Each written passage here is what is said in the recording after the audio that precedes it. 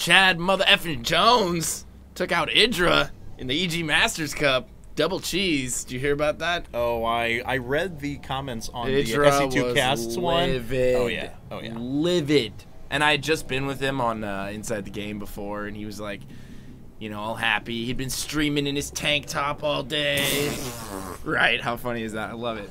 Oh yeah. I love it, dude. Greg, not a good look. Anyway, okay, guys, here we go. We have Complexity's Minigun spawning as our blue Protoss in the top left-hand corner. You understand how it is. I mean, StarCraft 2 is just such a physical game. Sometimes, you know, when you're in the heat of it, you got to get into your gym clothes and just really bang out the keys, man. And unless you have a chin strap beard, you're just not part of EG. So, good job for getting that done, Idra. We appreciate it. It's so cute, though, because really, it's adorable. I saw them all pull up in the EG van at MLG Anaheim, and we're all getting sandwiches, right? And so, first Greg comes out of the car, and he's like, I'm like, oh, Greg, you've been hitting the gym a little bit, you know? And he comes out, and he's got his little walk about him, and I'm like, all right, Greg.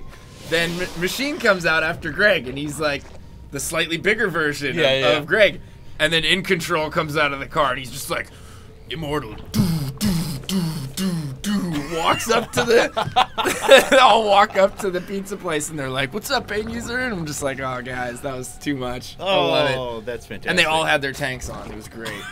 It was great. It was like a priceless EG moment. I'll never forget it. Love you guys, but that is totally hysterical and apropos. Isn't it, though? It is. It's great. It's great. So here we have DongRaeGu versus Minigun. Minigun throwing up versus Simulator, but walling off his ramp. Pretty predictable play. Believe both players know where the other is at. DongRaeGu sending an Overlord up to the top left-hand corner. And we'll have a pretty good idea of what to do. It looks like he is going to go spawning pool first, actually into a Speedling build before he decides to drop down his natural expansion. So committing quite a few resources into early speed and a couple of lings to secure the map, which is going to give Minigun not the economic advantage, but certainly the opportunity to open with a quick gate expand behind sentries or something like that and gain the upper hand. Indeed. Pretty standard from both players. But I wonder how much these two practice with one another. I mean, we do have the Complexity MVP partnership. Yeah, we do, to. Indeed. Yeah. And I'm not sure, you know, how that's translated in terms of practice partners and in terms of experience dealing with one another. Sure. So I'm very curious to see how this plays out. Minigun, a very, very, very crafty Protoss, and a couple of the builds that I've been seeing him use a lot lately are the 2-gas opener, where he feigns an expansion and then he actually transitions into super quick DTs, but all the while he's building sentries and he's building stalkers. Yeah, so it's almost like a White Raw. When you see White Raw go DTs, he's not doing DT. It's not that he's using DT rush the same way that other players are. He's using that because he wants them in his army composition. Yeah, he wants their DPS. He wants them to be used good, to deny bases. He wants them for drops. So, but like you said, he keeps this base of units going the entire time. And look what Minigun's doing here.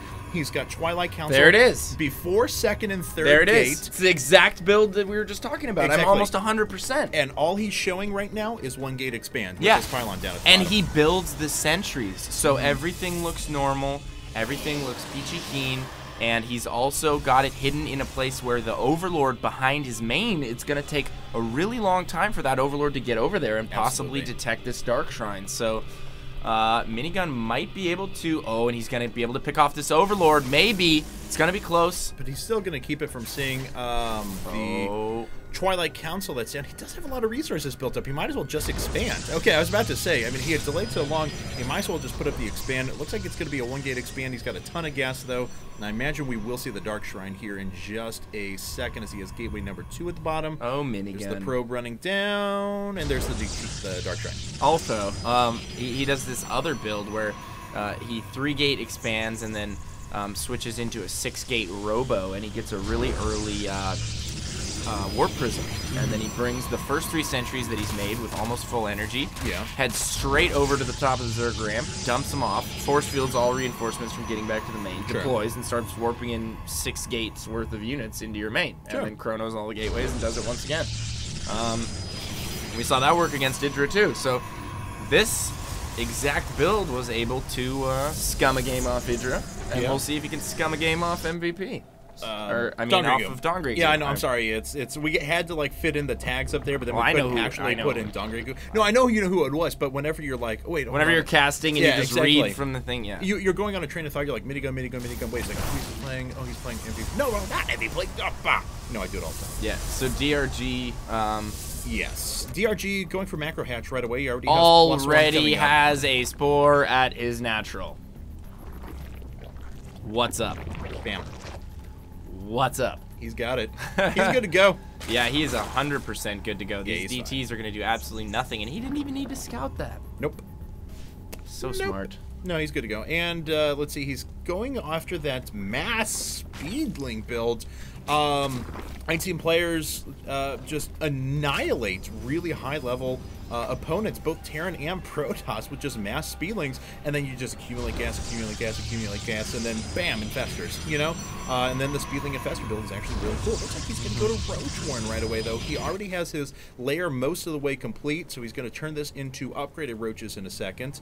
That's Here actually come the DTs, headed into the natural as we speak, and they're going to make it into the main. Oh, DongRaeGu had a lot of his forces outside the main, so these DTs are actually going to do really good damage.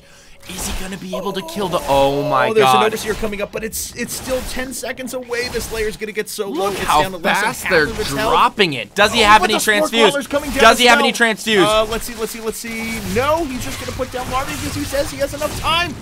The Spore Crawler went down. My God. Was that a close call or what? 330 points of health left. One more DT, dude. Oh, God. Woo. We can all breathe a sigh of relief for DongRaeGu. DongRaeGu, because now all of a sudden he's looking good. I mean, yeah, he's got to watch out and he's got to protect that and let that start to accumulate some health back. But man, he is doing fine at the moment. He didn't take any real permanent damage there. He eliminated the threat of DTs. He's got detectors up all over the place. So he is doing mighty fine. Yeah, he is indeed. So, still ahead on supply, even though he hasn't been able to build anything for quite a while. He was supply blocked for a little bit there. And sending out some lings now just to get some feelers out there on the field and figure out what's going on. It looks like Minigun. What does Minigun's infrastructure look like? We have Blink on the way. Take a look at that in just a second. After the pylon goes down and he fends off this He's going to get that Stalker. Going to get that sentry. No. He saves the sentries. Then Wow, he's what a okay, lucky but sentry. yeah, all no those kidding. source fields went down. That sentry popped up in between all of them on the roof. kinda and moved then to was the just back. like, Yeah. I'm out of here. Just slid down the right side. That could have gone the other way for Cute him. little wall there. I like that. Yeah, it's nice. It's cute. It is. All right, so we got 6 gate now with DTs. Robo coming up as well. Whether he uses that just for observers or he can just blink in a second.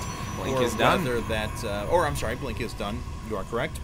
So whether Charge. he uses that just for an observer or he actually built that into his composition later on, it remains to be seen. Well, you know, I don't really like all these Protoss players